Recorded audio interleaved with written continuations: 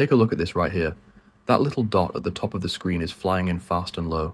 It is an Iranian attack drone, a Shahed model, rushing straight toward a military base. Then suddenly it just vanishes. There is no missile flying up to hit it, and no big explosion like you normally see. It just stops mid-flight, almost like it's slammed into a wall in the sky. What you are looking at is a directed energy weapon, and it is a new kind of technology Iran was not expecting at all. Welcome back to the channel. Today we are talking about one of the biggest changes to come out of this war with Iran. High-tech laser weapons actually shooting down real threats in real combat on a daily basis. I am going to explain what these systems are, how they work, why Iran was caught off guard, and then give you my perspective as a pilot on what this means for the future of air combat. Let us dive right in. First, we need to talk about the setup, because background context is super important here. This is not just a small fight.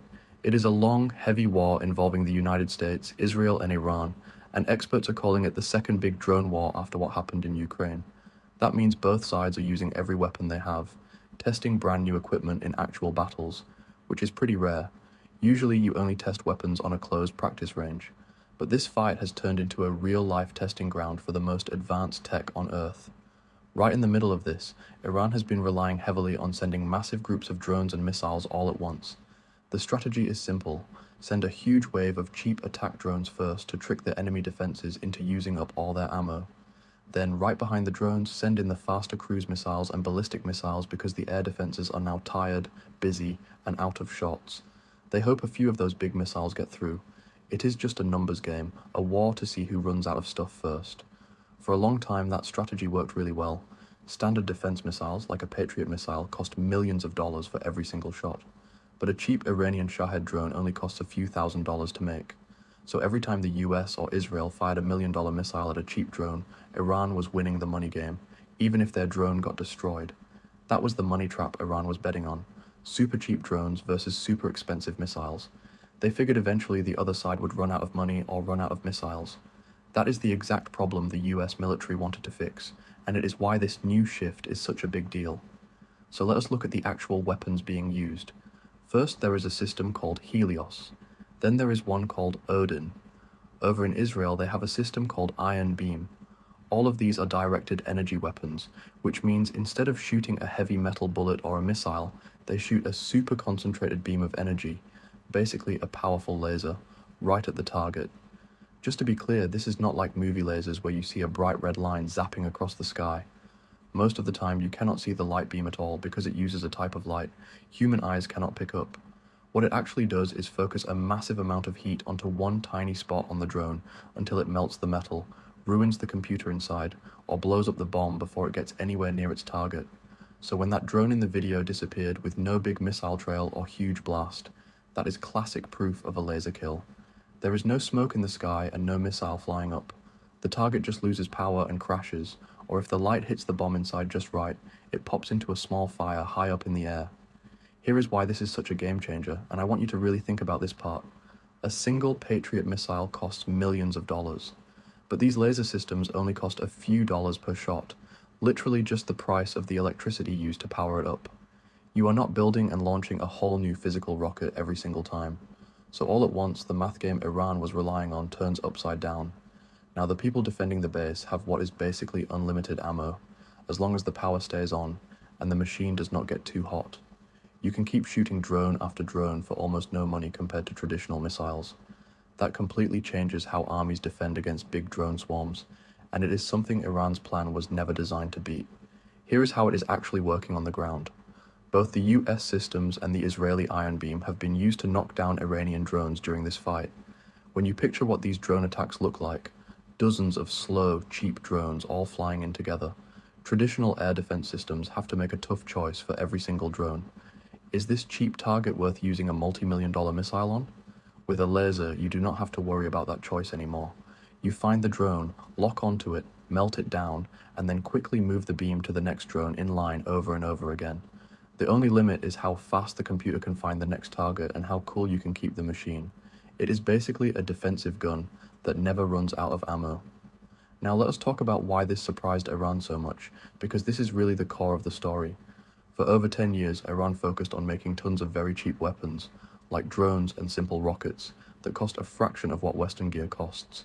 Their whole plan was based on the idea that high-tech American and Israeli defenses were just too expensive to keep using forever against a never-ending flood of cheap drones. Honestly, for a while that plan looked pretty clever. It caused a lot of stress, drained defense budgets, and had people worrying about running out of normal missiles. But laser weapons completely destroy that plan. Now the defender does not have to spend a fortune to take down a cheap threat. Iran built its whole military strategy around making the other side waste money, and laser weapons take that advantage completely away. That is why they did not see this coming. It is not that lasers are a total secret nobody ever heard of. Scientists have been working on them for decades. The surprise was that the cheap drone tricks stopped working so suddenly in real life. There is also a second piece to this story about weapons Iran did not expect, and this one involves a new drone called the Lucas. The name stands for Low Cost Unmanned Combat Attack System, and the story behind it is pretty wild. The US military got their hands on a captured Iranian Shahed drone, took it completely apart to study every single piece, and then rebuilt their own American version of it. It uses the exact same idea, a cheap 10-foot-long drone that flies far and explodes when it hits the target, costing around $35,000 to make. That is incredibly cheap for military hardware. Then the US started using Iran's own drone design right back against them. An American military leader even pointed out how strange it was to take an enemy design, rebuild it in the US, and fly it right back at the people who created it. That is not just a tactical win, it sends a clear message. You made a cheap drone to overwhelm us, so we copied your plan and made our own for the same cheap price. Iran's big trick was being able to make cheap stuff faster than anyone else, but now the US is playing that exact same game using Iran's own designs. The Lucas drone also shows us how fast modern military technology is changing today. In the past, if the military wanted to copy an enemy weapon, it took many years. You had to get the weapon, ship it back home, let engineers study it, redesign parts, test it over and over, and build factory lines. By the time you were done, the enemy had already moved on to something new. But with the Lucas drone, that entire process happened super fast. Capturing a drone, copying it, and sending a new version right back into combat during the same war shows how much tools like 3D printing and quick manufacturing have changed things. You used to need years inside huge factories to build a new weapon. Today, for smaller drones like this, you can go from an idea to actual battle in a tiny fraction of that time. Looking at this from my own experience as a former military pilot, it is crazy to see how fast air combat is changing right now. Back when I was flying the F-15E jet, the fight was all about human reflexes, human choices, and fast physical skills in the cockpit. But what we are seeing today is a shift toward a battlefield where machines do a huge amount of the actual fighting and defending. Drones are fighting drones, lasers are burning targets, and smart computers are tracking enemies. Human pilots and commanders are moving a step back, guiding the battle from a safe distance instead of always being right in the line of fire. That is actually a good thing because it keeps human beings safer by letting machines take the risk instead. But it is a completely different way of fighting than what older pilots trained for. New pilots coming up today cannot just rely on basic flying skills. They need to understand advanced sensors, automated systems, and high-tech energy weapons. Here is the main takeaway. As a pilot who has flown in real combat, bringing real working laser weapons onto the battlefield is one of the biggest changes in air defense in decades.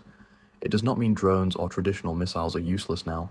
You still need a mix of everything, lasers for cheap swarms, and fast missiles for bigger, faster threats. But it completely destroys the idea that cheap drones will always win by draining the other side's money.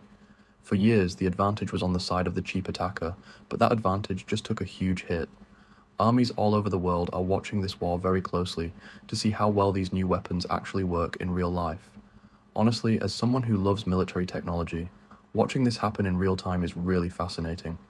Things that sounded like futuristic science fiction a few years ago are now out on the battlefield, saving lives and changing how wars are fought. Do you think laser weapons will become the main defense tool for every military in the future, or will standard missiles still be the primary choice for a long time to come?